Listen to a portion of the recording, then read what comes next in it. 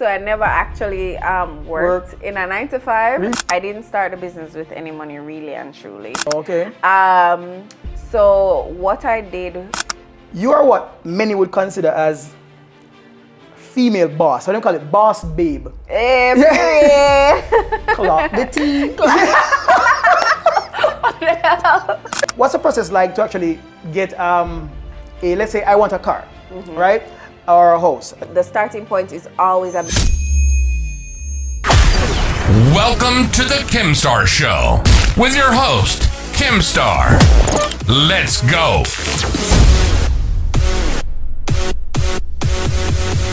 Alright guys, so welcome back to another episode of the Kim Star Show. And today I have with us a special guest. And mind you, I feel like I get a migraine trying to arrange this meeting because this lady is just so busy. Every 2 seconds she's not here, right? But for all the folks who are aspiring business owners and you want to find out how exactly you can register your business in Jamaica, maybe you want to find out what are the benefits, maybe you want to find out how you can probably get a car or a house or all of those wonderful jazz, we're here with the beautiful lady, Shudeen, for short. So welcome to the show, Shudeen. Hi. Big up yourself. Alrighty. So quickly, Shudeen, for the folks that are watching this right now, can you quickly just give them a little backstory as to what your area of expertise is? And yeah, let's start right there. What's your area of expertise so my folks can kind of have an idea as to what to expect? Well, my name is Shudeen Ramsey, Shudzi. I'm an attorney at law, business consultant, and director of Ramsey's Professional Services Limited. Ramsey's Help Desk on Instagram. You probably see my face be like, oh, register your business. Yeah. But so Ramsey's Professional Services is a regulatory compliance company. Or to put it more simply, we register business, we go all the way up to like import, export licenses, cannabis license, car dealership, microcredit, the whole works. So we're the paperworks people. And then I'm an attorney at law where I focus on real estate, conveyancing, all land matters and commercial matters, everything to do with business. I absolutely love business. That's my first passion. Wow, like that's a lot. But out of curiosity though, how old are you? I don't know, tell my age, really? Yeah, I think we really love to know. Because there's a lot of stuff that you have underneath your belt. So I mean, I'm 26 years old. Wow, 26 years old. That's a lot, you know. And you know, the funny thing, like, she's like, I'm not joking when we say it was very difficult to get her here, like, the first time you were overseas, right? Yeah. And then the next week, like, it was probably like a 5-day interval. She came to Jamaica and then we said, look, Shudzi, you ready? I'm off the island. I'm like, oh my God. So she's very busy like a bee. And I want you guys to understand that what you're going to learn today from Shudeen, right, is things that you guys would basically have to pay for. So I want you guys to treat this with respect. I want you guys to pay close attention. If you need to grab your notepad or your pencil, take notes, because what's about to go down right now is gold. And I want you guys to treat it as such. All right, so the meat of the matter, the first question that I want to ask you today, for somebody, let's say somebody they're starting a business, they have the idea, they create the Instagram page, do you think they need to put any special emphasis on getting the business registered right away, or do you think they should wait until, you know, the business starts to make some form of money, or what do you think is the best course of action? I mean, in reality, you have to assess your situation and know, because some people, them just you know, everybody wants to start business nowadays, and everybody really actually serious. True. And once it gets to the paperwork, it really gets serious. No, serious in a bad way for those who are waste time, but for the people who are working towards something, they're genuinely passionate about this business. My recommendation is to register right away. I don't know, but when I registered my business before I officially started the business. Wow. That was that's the avenue that I took. And it was literally going to company's office to register my business that my business became what it is today, because I saw the hassle that it was to actually get a business registered.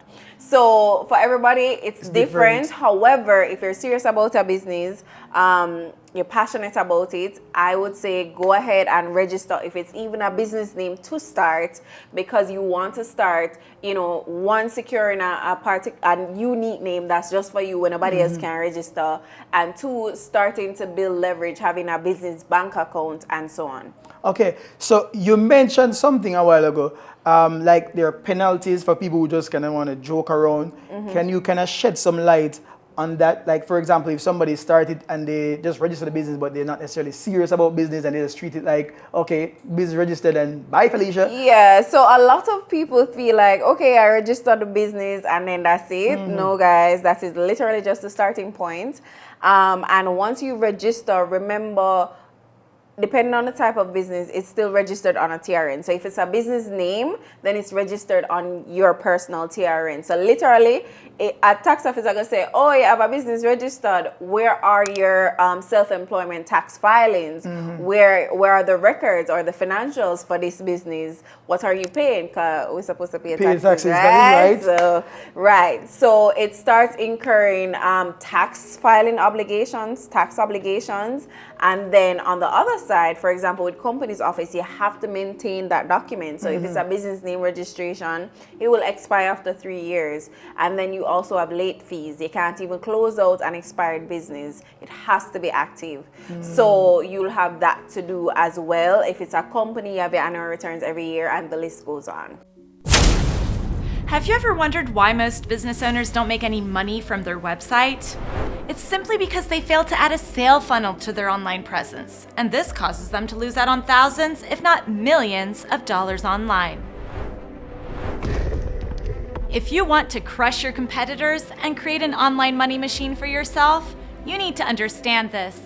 A website is for information purposes, but a sale funnel is designed for sale conversions, taking customers through a journey that makes them become aware about your brand, become educated, builds trust, then become loyal paying customers.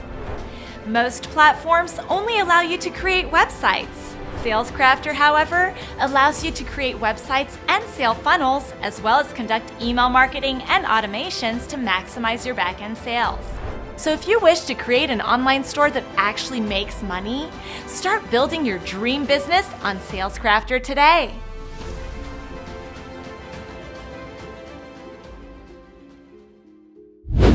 Sounds like a lot.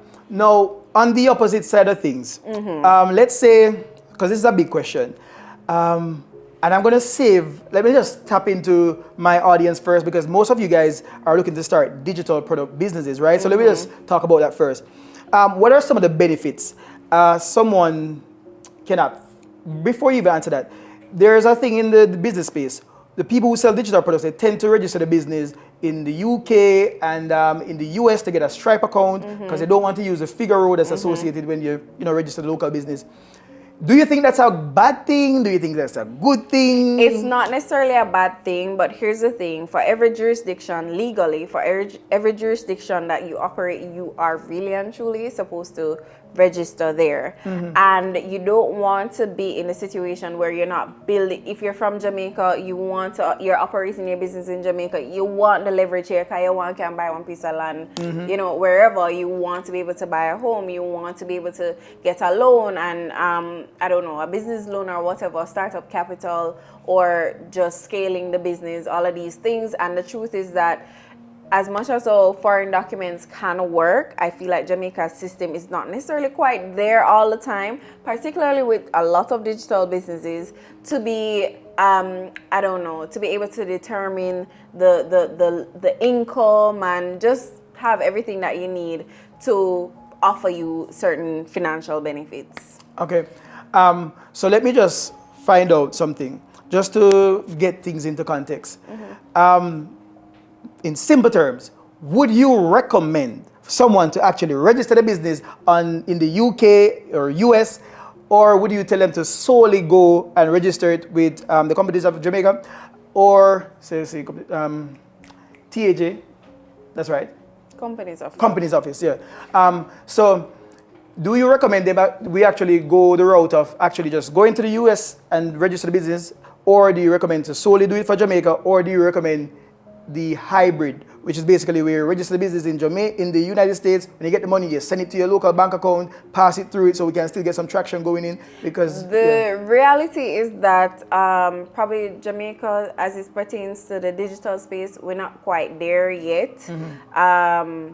For the smoothness of system, for example, with the payment options, payment gateways, and so on. So foreign is probably easier, right? Yeah. And then depends also, do you want an international business or do you want a Jamaican business? So my approach would be the hybrid. So you want to have the benefits of the US if you can, and definitely have the benefits of Jamaica.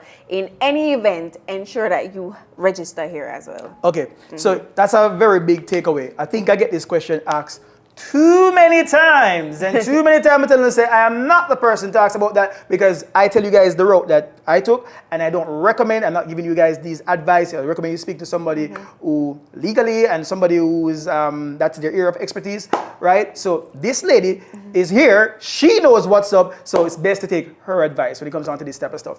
Now, let's say we go ahead and we register the business in the United States, and we start to get the money and we pass it through our local bank account so we can get the traction going, so the bank can call us and say, hey, Mr. Carr, we see that some money going through your account. Would you like this type of loan? Blah, blah, blah. What's the process like to actually get let's say I want a car, right? Or a house. Is it the same process, or what's the process like if somebody wants to go about that route by keeping the business straight and applying to actually get it? Okay, so that's a loaded question, but I'm going to start at business registration. Yeah.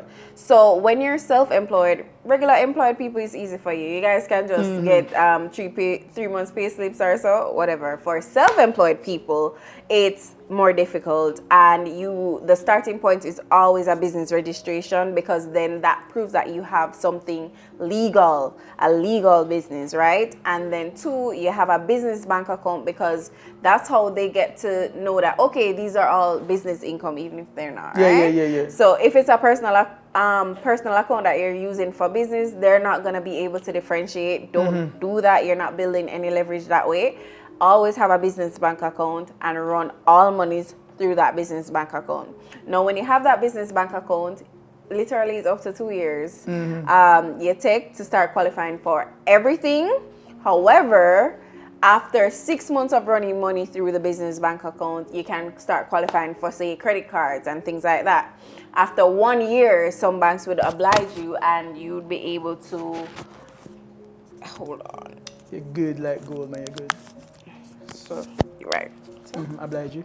Right. So some banks will be able to give you like car loans, any sort of vehicle loans, probably start giving you line of credits and different types of products.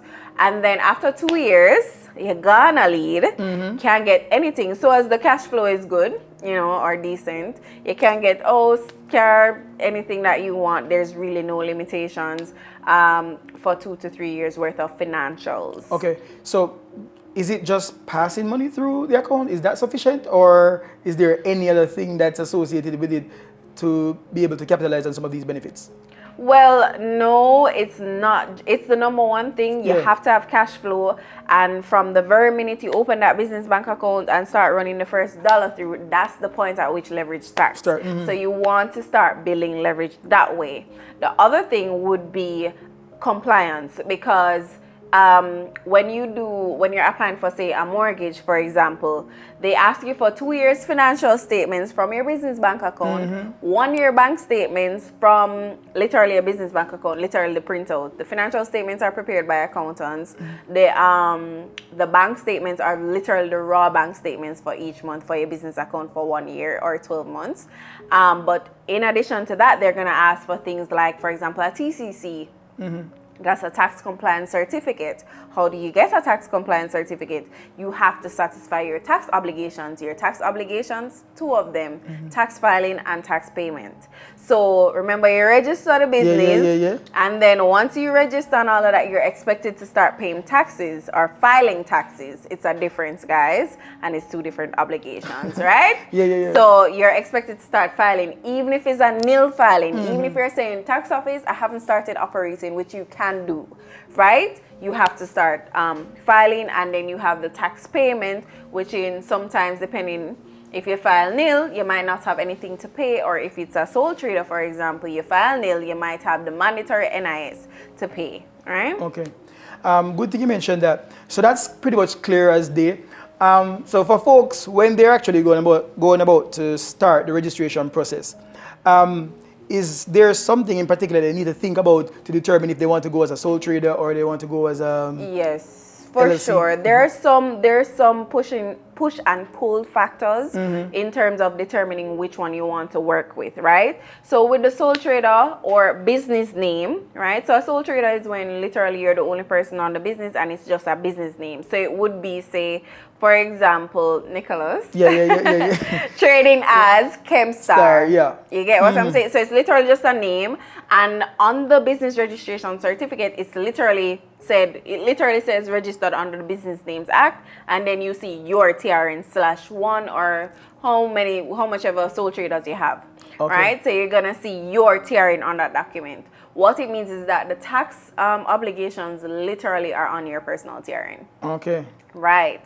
So all liability is literally on you personally. So if you are operating the business as a sole trader or as a business name, and then God forbid somebody sues you, is your personal assets that are in your name. So you carry where they find your TRN, you also define your TRN, and so on and so forth. You are personally liable, right? Okay. Now, with the limited liability company, for example, it has a separate legal personality from you. So it's literally seen as somebody else legally, right? Okay. So it can enter into agreements. It protects its owners in terms of liability and risk. So, for example, if somebody should sue, the company would have engaged business on its own TRN, under its own name, everything separate. And then if somebody should sue, then they're basically having to sue the company because Nicholas did not enter into any arrangement with them. Chemstar Limited did. So you have to sue Chemstar Limited. Okay. So is it a case where the individual would have to take these things into account and make that personal decision whether they want to go sole trader or they want to go to a limited liability company?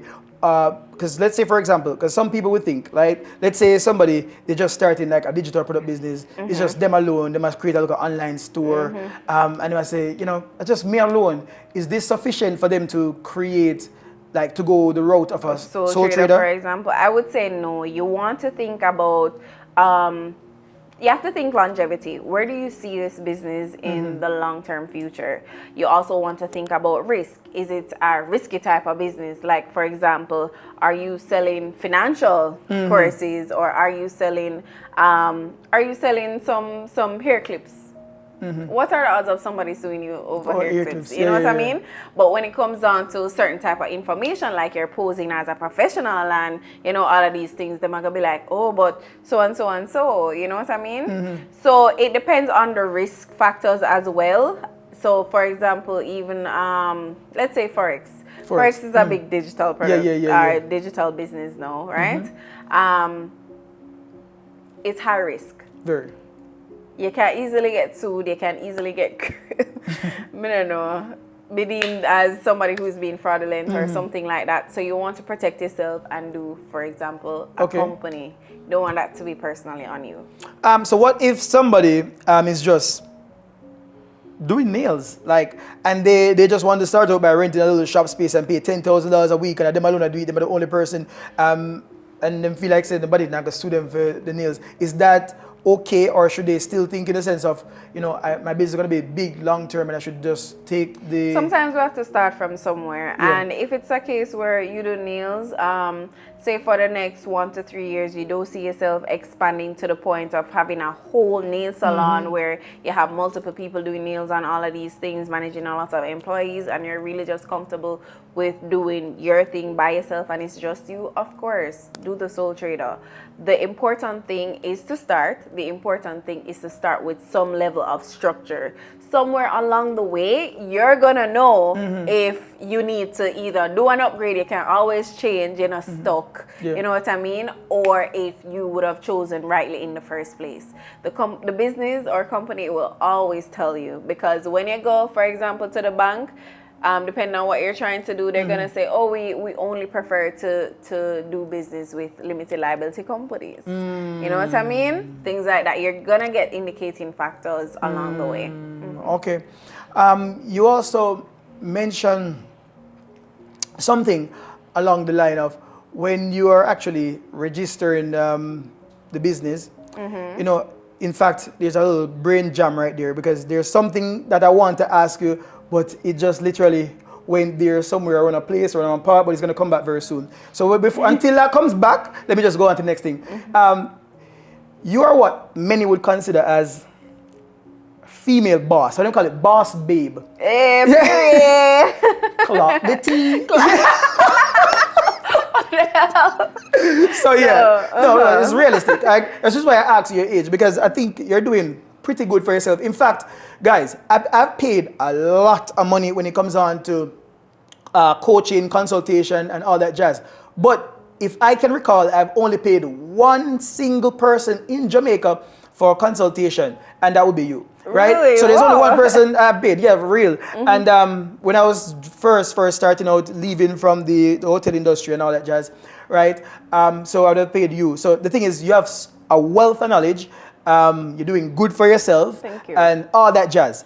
Someone who wants to break in business, what would be your personal, advice? Or can you just kind of just shed a light over your story? Did you born in a rich family, or Definitely not. but I genuinely not. want to know the story and how you got here, because I think that would be really inspiring for folks out there, and just so we can understand what works. You understand?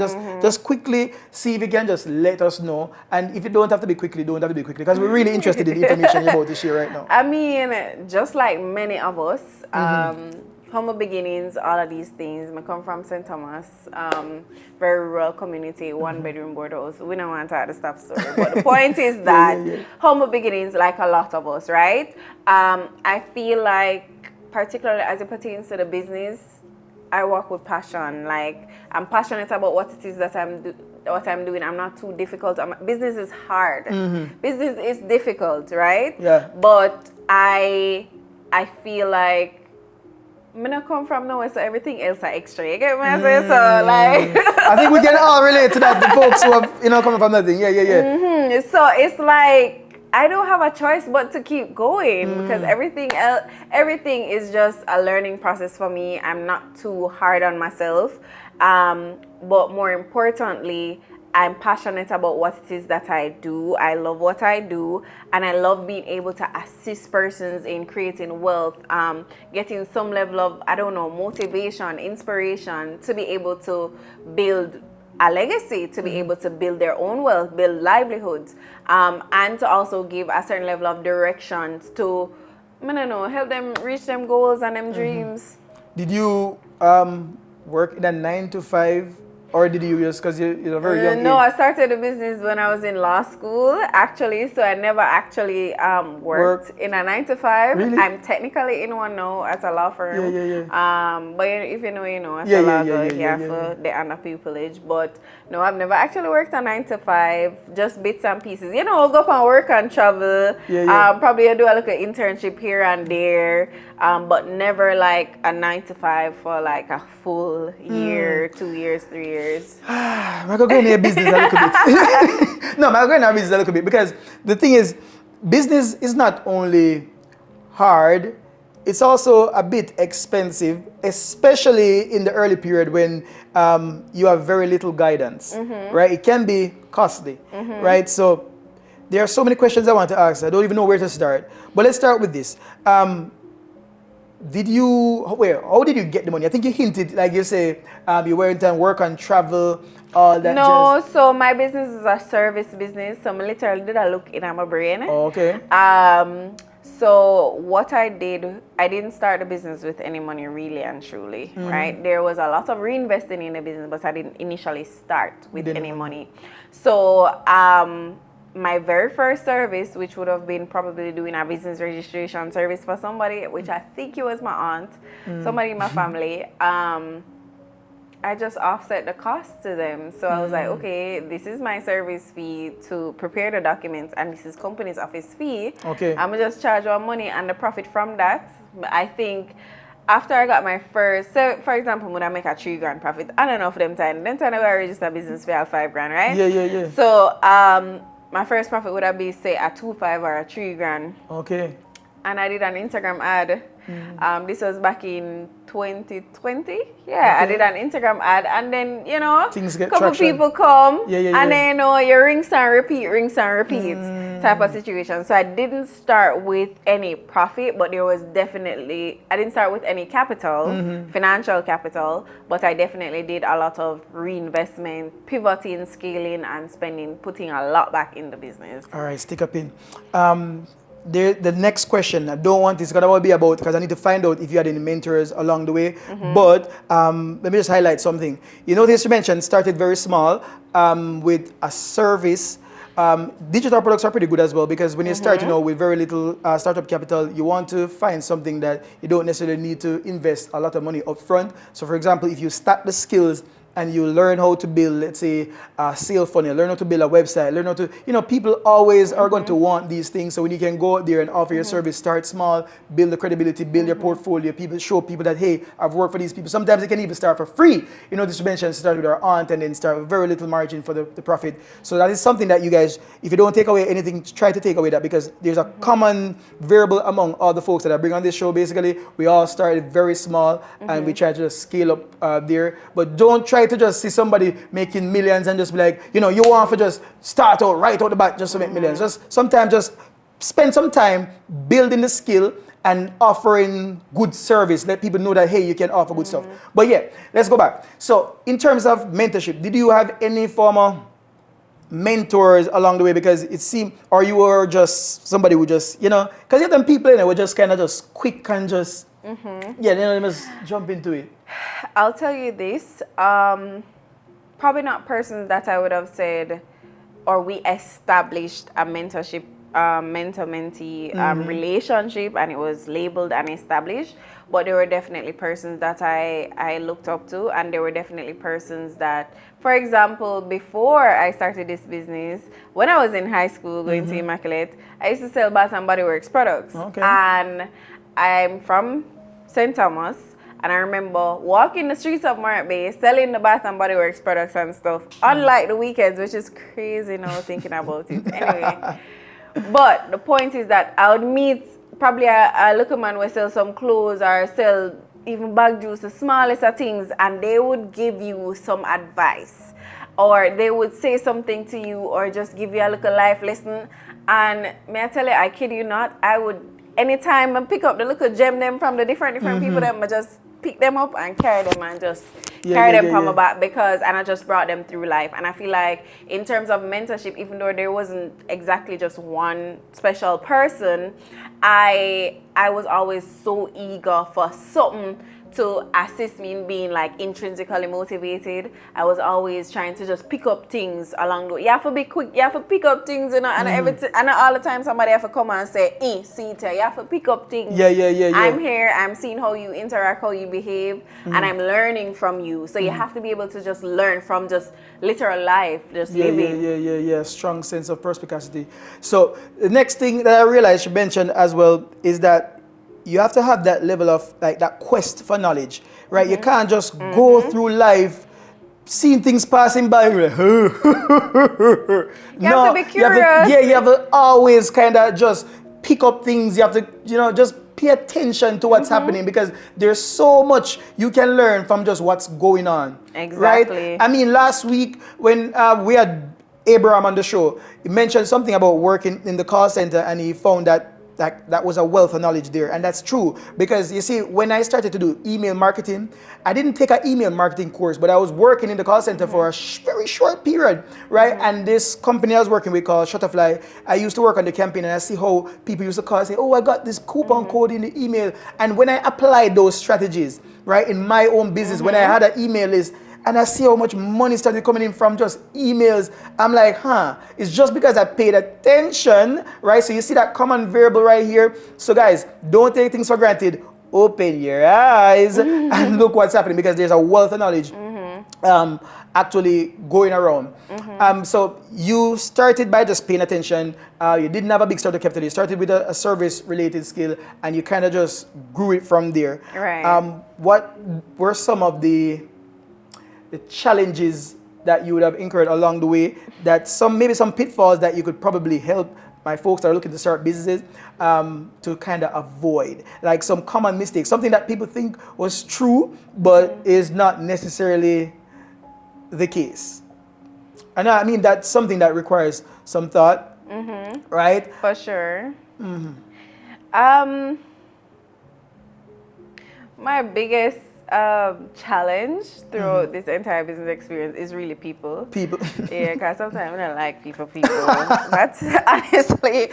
But my business is labor intensive in terms of brain, and you have to be high quality. You have to have high quality human resource for my business to work. But for one that we can all relate to, I would say starting out with the systems as early as possible. Elaborate on that before we go. What do you mean by starting out with the systems? Systems are very important in business. Like you can't just operate ad hoc. You're going mad out.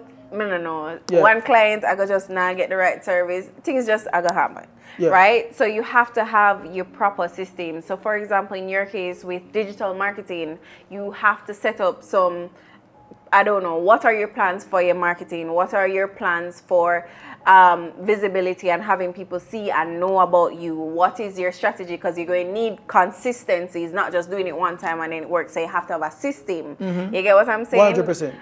A list of things or steps to achieve something over and over again. So even if you are providing a service, right? Even if you are providing a service, say you're doing transportation services, for example, right? You know that, the client comes, they tell you where they want to go, probably they have to fill out this form, or probably they have to just tell you where they want to go and make a payment, and then you deliver the goods, and then you send proof. That's a system. Yeah. You know what I mean? Yeah. So it might, as simple as it may be, you need to kind of have some level of structure, some level of standard operating procedures, SOPs, as to how you operate in every aspect of your business. So I'm talking from marketing, accounting, very important, very. regular day-to-day operations, and so on. Okay, makes a lot of sense. So tell me something. For folks who, let's say, they get the business registered, right? And they're not making the money. You mentioned this earlier, but I said I was going to come back to it whenever it came back, so it came back. So they registered the business not necessarily making any money. Do they still need to file taxes? Yes. And why? You mentioned this, but we kind of went over it so fast. I wanted to just elaborate on this. So you register the business is not making money. Too often I hear people say, when I file tax, I not make no money. Right? So not making any money is different from not operating, and in both instances you are still expected to file. Now, you have a lot of businesses, they're operating, but they're either operating at a loss or operating at break even, and so them say, we not make no money. Now, even though you're not making any profit per se, which is revenue less expenses equal profit, right? You're still expected to file. Even if you're making a loss, you're still expected to file your taxes. If it is a case where you are not operating at all, there's literally that option with tax office to indicate to tax office that tax office, I have not yet started operations. Okay. You know Is it a complicated process to you? But just tap into the brain of somebody who just don't touch them type of stuff there. Do you think it's a complicated process? And if it is complicated, what are the steps that they can actually take to actually get this sorted out? Like their taxes sorted? Yeah, if they're not making any money. Because I know somebody, let's just say they're not making any money, and they'll be like, so me, this is very complicated. And I don't necessarily want to pay somebody to do this because I'm already now make the money. Why am I to pay somebody for actually, what's your... That depends on you. If you can figure it out, then I always say go to the source. So if I need guidance about something, I go to the source. So if I need proper guidance about, for example, filing taxes, I go to tax office. I go to the website, I read up for myself, then I would probably call and see if I can get through to somebody or go down there physically and get the clarity that I need to be able to do it, right? So that would be my approach. Even with everything that I do, everything starts with research. Have a start there, right? And then maybe you can figure it out from there. It is kind of a complicated process depending on each person. If you're not operating at all, it's not too complicated. Okay. But if you are operating, then there are lots of little tax laws, rules, accounting rules.